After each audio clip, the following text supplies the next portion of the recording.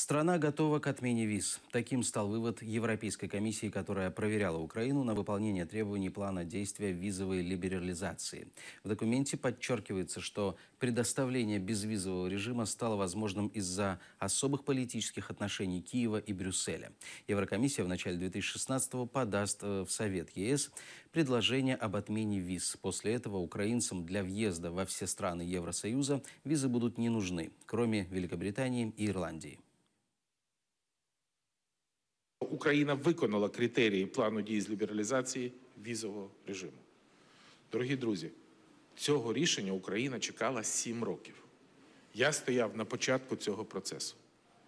І я думаю, що всі ми розуміємо, наскільки це важливо для України, важливо для українців. Це перший відчутний результат нашої співпраці з Євросоюзом. І дуже сподіваюся, що внаслідок цих консультацій Європейська комісія буде готова внести на розгляд Ради Європейського Союзу та Європейського парламенту законодавчу ініціативу про скасування візового режиму з Україною в першій половині 2016 року.